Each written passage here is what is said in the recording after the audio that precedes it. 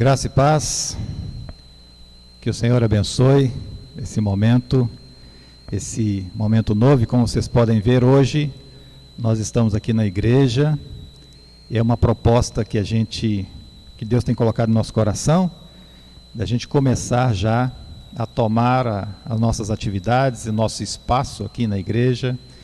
E nós estamos fazendo assim, estamos gravando este culto pela manhã e ele será transmitido à noite para toda a igreja. E a gente tem falado com os nossos irmãos e irmãs, se você se sentir à vontade, se você se sentir confortável para estar conosco aqui pela manhã, no domingo, nós estaremos juntos fazendo este momento de louvor, de culto, de adoração ao Senhor. A gente está até aqui agora iniciando nossa equipe de mídia, né? Estamos aqui com o Elcio, com a Lucy, com o Caio D, com o Lucas, e a gente está desenvolvendo esse momento novo de aprendizado para nós. A gente está aprendendo um pouco também lá com o curso que o Instituto Metodista Teológico João Ramos Júnior tem oferecido, que é o uso missionário e profético das mídias sociais, não é? Isso tem sido bom para a gente aprender algumas coisas importantes e interessantes também. Iniciando esse culto, vamos começar com um momento de oração, colocando a nossa vida nas mãos do Senhor, pedindo a Deus que nos abençoe. Feche seus olhos. Deus amado, nós nos colocamos na Tua presença, clamando para que neste momento Teu Espírito Santo, a Tua graça nos conduza. Que cada um dos nossos irmãos e irmãs que estando aqui na igreja ou em casa, estejam nesse momento ouvindo, assistindo este culto, possam ser visitados, ó Pai, pela Tua presença, pela Tua graça, pelo Teu Espírito Santo. Assopra sobre nós, ó Deus amado, o fôlego da vida, o ânimo, para que possamos sempre, com alegria, servir ao Senhor. Conduza-nos neste momento, nós te pedimos em nome de Jesus. Amém. Amém. Quero convidar a leitura, livro de Gênesis, capítulo 50. Vamos fazer a leitura. Gênesis capítulo 50, do verso 15 ao verso 21. Gênesis 50, do 15 ao 21.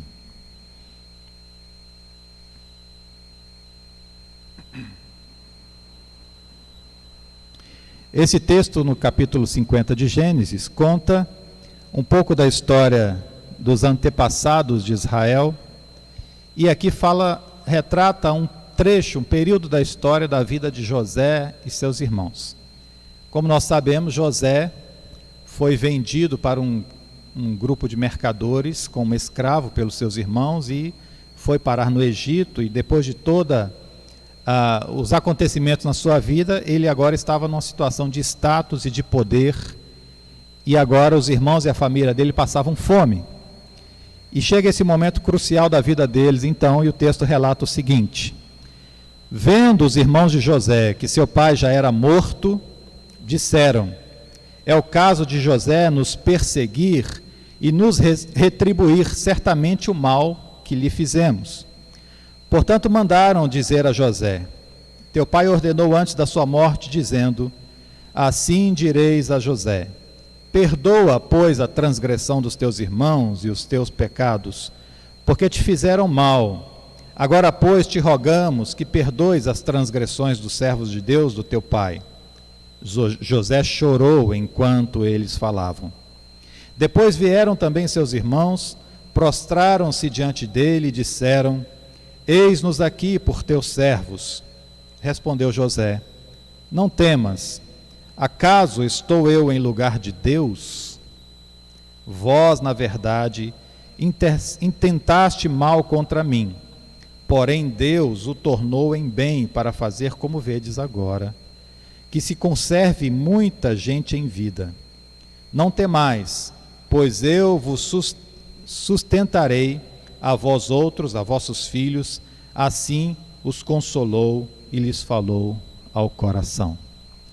Essa bonita história de José mostra a força e a vitalidade por trás do perdão, não é? Estou dizendo isso porque o nosso culto nessa noite e aqui de dia tem como tema o tema do perdão, que é um dos principais temas trabalhados por Jesus no reino de Deus. Nós estamos desde o mês de junho estudando as características do reino de Deus. E o perdão é uma das coisas essenciais que Jesus demonstra no seu ministério. E aqui José fala uma coisa interessante. Por acaso eu estou no lugar de Deus? Não está no lugar de Deus. E por isso ele está dizendo, eu tenho a possibilidade, a função, o dever de demonstrar perdão. É nessa ótica, nessa dinâmica que nós vamos cultuar a Deus nessa tarde, nessa manhã, nessa noite aí com vocês que estão nos assistindo, pedindo a Deus que nos abençoe e que nos revigore no seu reino, em nome de Jesus. Amém? Vou chamar aqui nosso irmão Lucas, que vai nos conduzir no momento de louvor.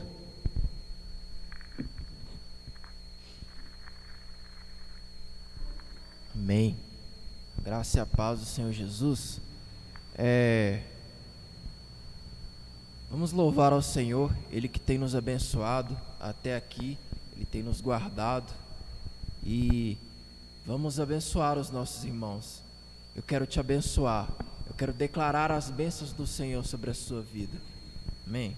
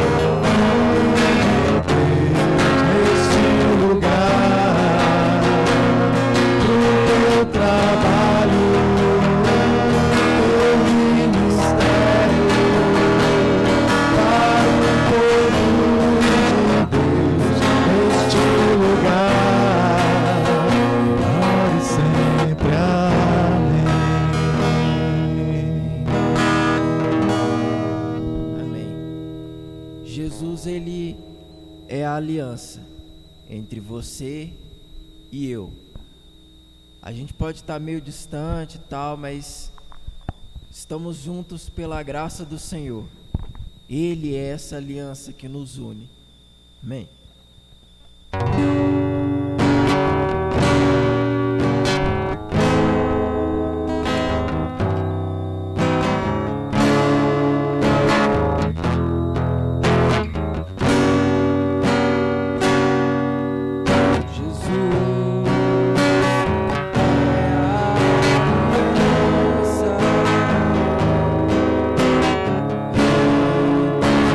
Você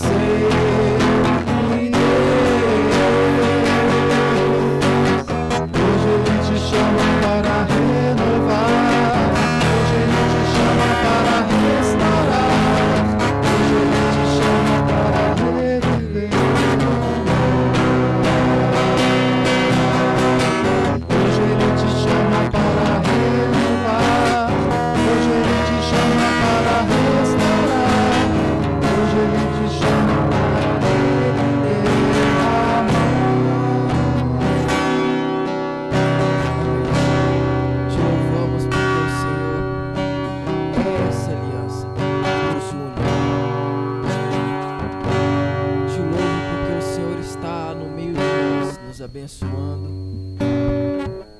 nos guardando em todos os momentos da nossa vida.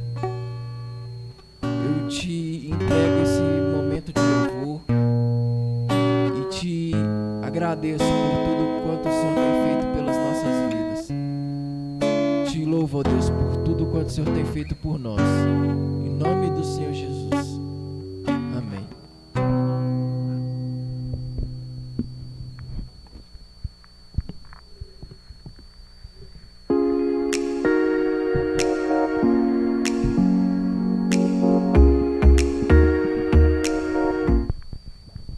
Amém.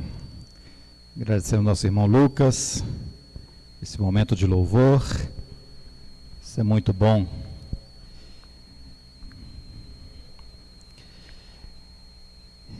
E é bom, eu sempre digo uma coisa, né? Quando,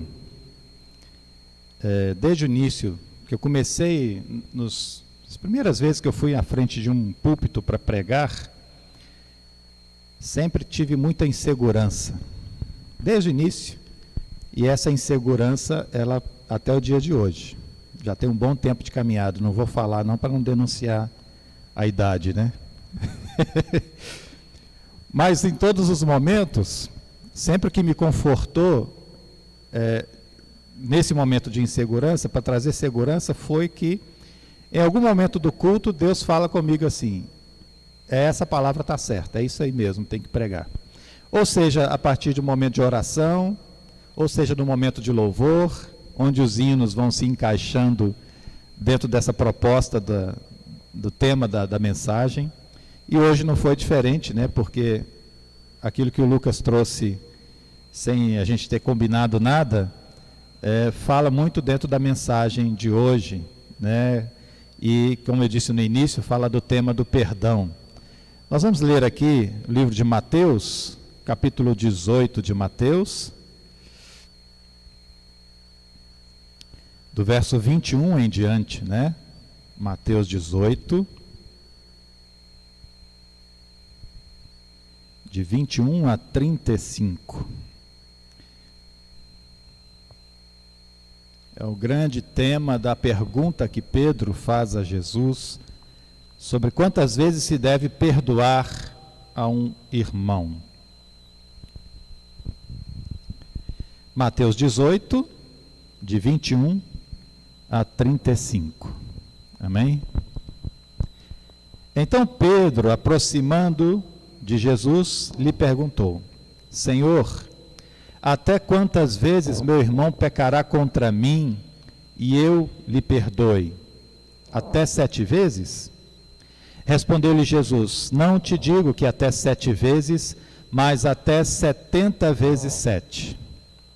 Por isso o reino do céu é semelhante a um rei que resolveu ajustar contas com seus servos.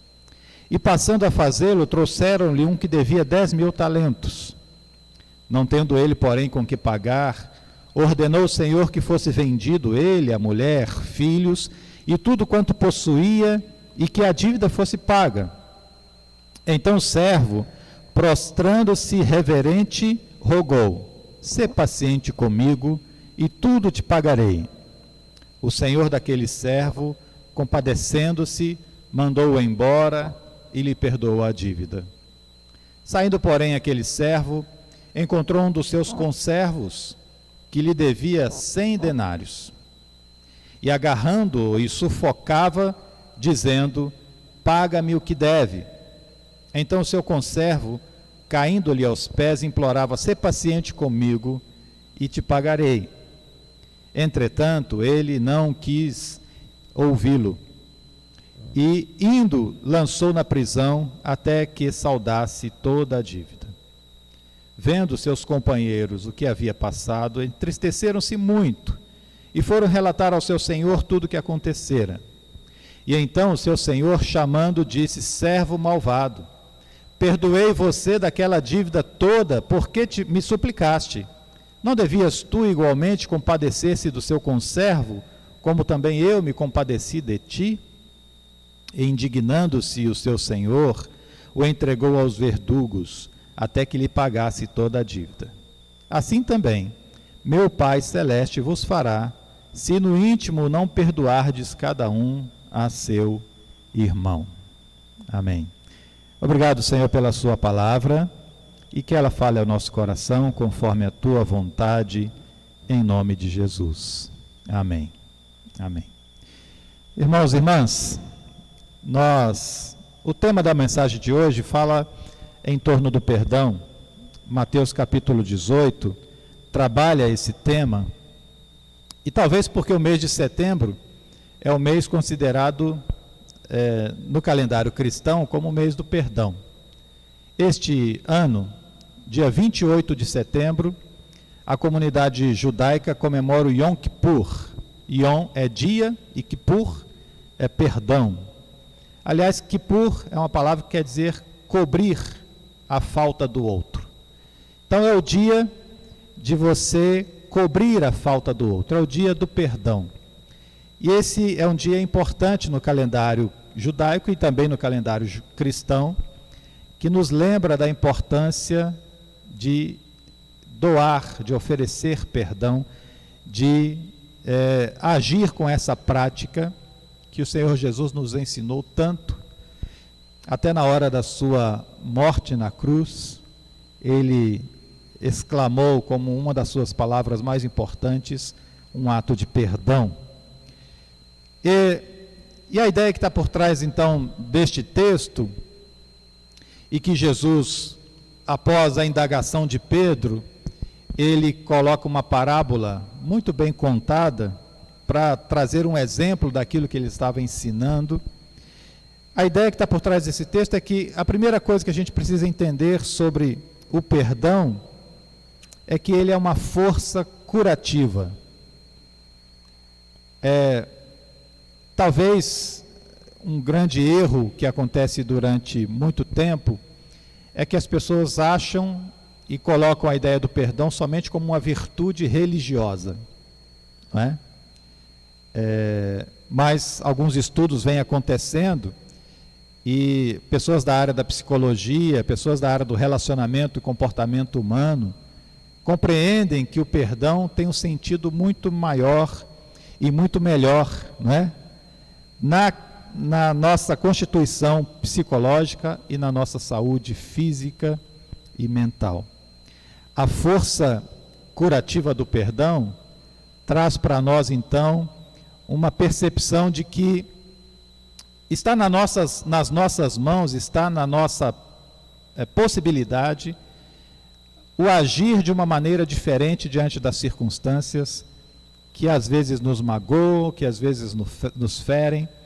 Nós vimos isso na leitura inicial do texto desta manhã aqui e desta noite aí, no texto do início deste culto, onde José, depois de ser vendido como escravo pelos seus irmãos, depois de ser maltratado, depois de sofrer as duras penas de viver em uma terra estranha como escravo, ele ascende ao poder, e a primeira reação que ele tem quando se encontra com seus irmãos que o venderam é demonstrar o perdão com uma declaração importante: eu não sou Deus. Quer dizer, eu tenho muita coisa ainda a resolver na minha vida, e eu tenho muita coisa a decidir na minha vida para que eu tenha uma atitude tão grande, tão nobre, que não seja capaz também de exercer perdão. Eu penso que um erro que o cristianismo desenvolveu ao longo do tempo foi querer tentar igualar a ideia de perdão que nós precisamos exercer na nossa vida com a generosidade e com o perdão que Deus nos oferece. Isso foi um erro porque isso acaba gerando uma condição diferente na vida das pessoas.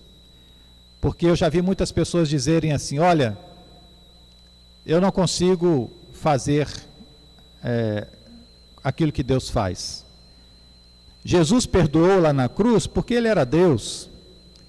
Deus nos perdoa porque Ele é Deus. Nós não conseguimos. Por quê? E é verdade que nós não conseguimos, porque nós temos sentimentos ainda que nos levam a rompantes, ainda que nos levam a momentos de ira, de raiva. Mas o que Jesus quer ensinar a Pedro, que quando Pedro se aproxima de Jesus, e ele pergunta: até quantas vezes tenho que perdoar o meu irmão? E aqui na pergunta de Pedro está escondido uma lógica que era comum naquela época, que dizia que até 3 vezes você poderia sim ser tolerante com o erro de alguém, até 3 vezes você poderia oferecer a uma pessoa que errasse com você o perdão pelos seus erros e atos, que de alguma maneira possa ter te prejudicado, que de alguma maneira possa ter te ofendido.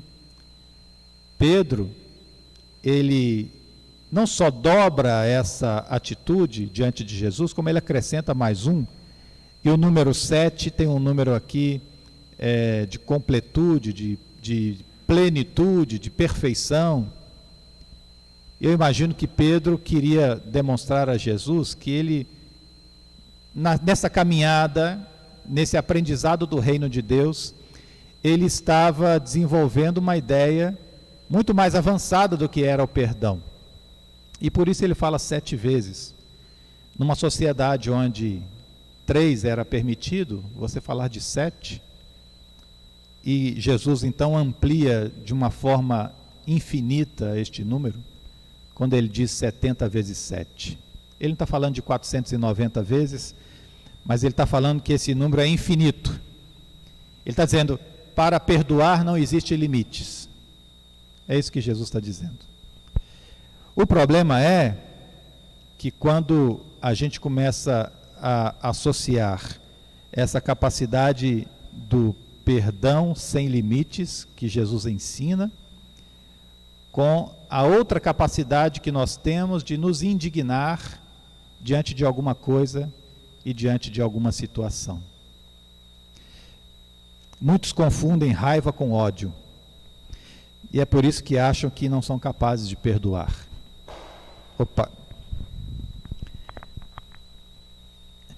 Muitos confundem essa distinção entre raiva e ódio, pensando que não são capazes de exercer o perdão e de exercer essa virtude que Deus coloca diante de nós. E na conversa que Jesus tem com Pedro, quando ele coloca essa condição do infinito, da capacidade de perdoar. Quando nós, a partir do cristianismo, começamos a entender que o perdão que nós precisamos exercer, ele não tem uma ligação direta com o exemplo que Deus nos oferece, porque Deus está muito acima de nós, nós começamos então a entender um outro modelo. Coloca-se um modelo diante de nós, que nós começamos a aprender que se no primeiro momento onde eu tenho uma indignação com alguma coisa, a primeira coisa que a gente precisa aprender é que eu não estou pecando quando eu me irrito com alguma situação, como eu fico indignado com alguma situação, quando eu exponho a minha indignação diante de alguma coisa e alguma situação. Perdão não é ser condescendente com tudo que acontece ao nosso meio. Perdoar é a capacidade, talvez, que a gente precisa desenvolver, que mesmo estando indignado, mesmo não concordando, eu procuro entender aquela situação, aquela condição, sem deixar, talvez, que isso se transforme em rancor, sem deixar que isso se transforme em ódio, sem deixar que isso se transforme em uma coisa que vá prejudicar a minha vida e a vida do outro. Então, o fato de nós confundirmos raiva com ódio nos leva, então, talvez, à percepção de que o perdão seja algo inatingível para nós. Porque nós, enquanto seres humanos, nos irritamos, nós nos indignamos diante das coisas. O que Jesus está ensinando para Pedro, através dessa pergunta que ele faz, é que na dinâmica do reino de Deus, nós precisamos aprender que há momentos e há espaços que nós trazemos com nós indignação, que nós nos irritamos, que nós ficamos com raiva, mas que nós não podemos deixar isso se transformar em rancor. Nós não podemos deixar isso se transformar em ódio. Perdoar não é o mesmo que ser condescendente. Perdoar não é o mesmo que concordar com tudo. E eu já vi muitas pessoas dizendo em várias situações: eu não vou fazer isso porque eu tenho que dar exemplo do meu testemunho cristão. Está errado. Eu me lembro de uma vez que uma pessoa em que eu fui pastor, ele foi prejudicado diante do seu trabalho e sofreu assédio moral, sofreu situações de grande prejuízo e veio conversar comigo muito triste porque aquilo estava acontecendo, e aquilo gerou talvez até um problema emocional. E eu orientei e disse: olha, você vai procurar um advogado, você vai entrar na justiça e você vai exigir seus direitos. E aí, depois de conversar longo tempo, ele diz: pastor, não vou fazer isso não, porque eu sou cristão, não é? E eu disse: é porque você é cristão que você deve fazer isto. É porque você é cristão que você não pode ser condescendente com injustiça. É porque você é cristão que você não pode aceitar que as pessoas façam aquilo que querem e bem entendem. Então tem duas questões interessantes. Agora, é porque você é cristão que você tem que entender que isso não pode ferir a sua alma. Você se indignou, você exigiu seus direitos de justiça, mas isso não causa rancor em seu coração. Quando a gente tem a capacidade, então, de diante de um momento desses, de expor aquilo que a gente pensa, de falar, aí a psicologia vai ensinar para nós que isso é curativo para a alma, porque nós não guardamos dentro da gente aquele sentimento. Isso não se replica em rancor, isso não vai se transformar depois em ódio, em tristeza na alma, porque nós colocamos isso para fora. E uma das coisas que eu tenho aprendido em algum tempo já, é que esse sentimento não pode ficar comigo. Se uma pessoa diz uma palavra que me ofende, que me desagrada, que me distrata, isso não é meu, eu não posso receber isso, entende? Tem pessoas que recebem, né? Alguém fala alguma coisa contra você, você abraça aquilo e fica remoendo aquilo na sua vida, no seu coração, você se entristece, você deixa isso tomar conta da sua vida, dos seus relacionamentos. Não, eu não quero isso para mim, então eu não tenho que acolher isso comigo. E aí, o sentimento e o sentido do que Jesus fala com Pedro, em Mateus capítulo 18, a partir do verso 21, que ele está dizendo: olha, a atitude de exercer o perdão, ela tem que ser infinita na nossa vida. Nós não podemos deixar que esse sentimento se transforme em rancor e assuma o lugar na nossa vida. Perdoar não significa reprimir a raiva, de jeito nenhum.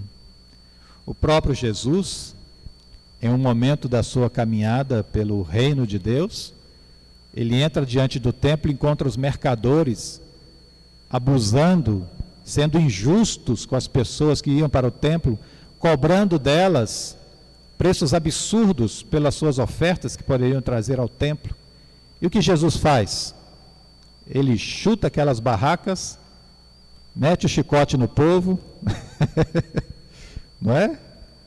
Quando nós lemos o texto, dá um certo assombro, né? A gente se assusta com isso, porque a gente pensa: poxa vida, por que Jesus está fazendo isso? É porque Jesus é coerente com seus sentimentos, com a sua palavra. Ele busca a justiça. E ele não deixa que a partir desta palavra a raiva se transforme em rancor, em ódio. Quando nós reprimimos esse sentimento, isso pode se tornar muito prejudicial e acumular outros sentimentos que vão se transformar em ódio na nossa vida e trazer grandes prejuízos para nós e para as pessoas que estão próximas a nós. E aí a gente precisa entender que é mais fácil, muitas das vezes, aceitar que nós somos seres humanos, que nós nos indignamos diante de algumas coisas. E aí é muito mais fácil eu querer tratar esse sentimento na minha vida. E o que Jesus tenta fazer Pedro entender, e olha só, ele está falando com Pedro, que era uma pessoa de ímpeto nas suas ações, nas suas atitudes. E a lógica que Pedro desenvolve é, se a lei manda eu perdoar 3 vezes, eu vou falar com Jesus aqui, então o ideal é 7. Jesus amplia muito mais isso.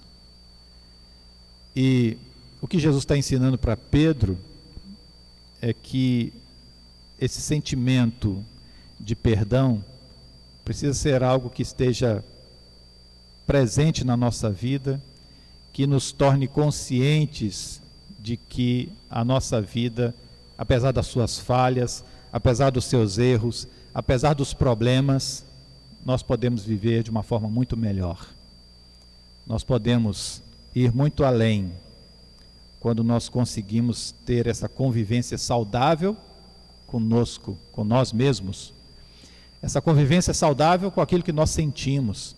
Esta convivência saudável com essa capacidade que nós precisamos desenvolver de, ao mesmo tempo que somos indignados com alguma coisa, ter a capacidade de passar por cima disso, de perdoar. E na conversa que Jesus tem com Pedro, ele faz então um relato de uma parábola. É interessante, né, que um dos erros do cristianismo, quando coloca essa dimensão do perdão em algo tão elevado, tão difícil, é também fazer a gente entender em algum momento que, quando Jesus conta essa parábola, a gente associa automaticamente o rei, o senhor da parábola, com Deus. Mas é errado fazer isso. Porque se você entender bem, o senhor da parábola está dizendo aqui, ele chama lá o seu servo que está devendo, ele manda prender o homem, vender seus filhos e mulheres como escravos, ele manda açoitar, e aí por algum motivo, quando esse servo se ajoelha e pede misericórdia, ele se compadece e perdoa. O que Jesus está falando é da figura de um rei, de um senhor que era comum naquela época. Que se você devesse a esse estado, se você devesse ao rei, você poderia ter a sua família confiscada, seus bens todos confiscados para pagar a dívida. Ele não está falando de um Deus que é infinitamente perdoador, não é? De um Deus que não é condescendente com as nossas falhas, com nossos erros, mas é capaz de nos perdoar 70 vezes 7. Então, na conversa que Jesus tem com Pedro, ensinando sobre a prática e essa ótica do perdão, está dizendo que o reino de Deus é construído a partir então dessa virtude, desse mandamento que a gente precisa desenvolver na nossa vida. Na verdade, quando nós conseguimos desenvolver essa capacidade, a gente dá um passo a mais do conhecimento de nós mesmos, de entender que a gente é falho, de entender que em alguns momentos eu me irrito com alguma coisa e que isso é da minha natureza. Agora, é também da minha natureza que eu herdei quando assumi Cristo em minha vida, que eu tenha a capacidade de não deixar que essas coisas dominem a minha vida. Isso se chama perdão. E é isso que Jesus ensina para Pedro, que isso não tem limites, isso é infinito em nossa vida. Amém? Amém. Que bom, né? Que bom que a gente está aqui, que bom respirar esse ar diferente, né? Esse ambiente novo. E a gente tem caminhado nessa perspectiva né? A partir desse momento, nós vamos fazendo essa tentativa de, aos poucos, retomar aqui o nosso espaço, o nosso lugar. Que Deus nos abençoe. E que, a partir da palavra de hoje, nós possamos compreender o nosso lugar nesse reino, no reino de Deus. Amém? Vamos ter um momento de oração. Deus amado, nós colocamos a nossa vida diante do Senhor. Colocamos, Deus amado, este culto nas tuas mãos e pedimos que a cada dia sejamos, Deus amado, preenchidos pela tua presença, pela tua graça, pela capacidade de exercer perdão, conforme o Senhor tem nos ensinado. Abençoa, Senhor, a vida da tua igreja neste lugar. Abençoa, Senhor, tudo aquilo que o Senhor tem colocado diante de nós e das possibilidades maravilhosas que estão diante de nós. Que nós possamos aprender a transformá-las em bênçãos em nossa vida, assim como fez o teu servo José no passado, e tantos servos do Senhor como testemunho no texto bíblico. Concede-nos, ó Pai, a tua graça sempre. Abençoa, Senhor, nossos irmãos e irmãs, abençoa, Senhor, as pessoas que estão nos assistindo, abençoa todos, todas que neste momento colocam diante do Senhor as suas vidas. Que a tua paz, a tua graça seja sobre o lar de cada um de nós, seja sobre as nossas famílias, nossas casas, abençoando a todos nós, em nome de Jesus. Amém. Amém. Deus abençoe a todos, que a graça de Deus seja sobre todos. Vamos receber a bênção. Que o amor do soberano Deus seja sobre nós, que em Jesus possamos ser um só povo que perdoa uns aos outros. E o Espírito Santo de Deus nos conduz adiante hoje e sempre. Amém. Amém.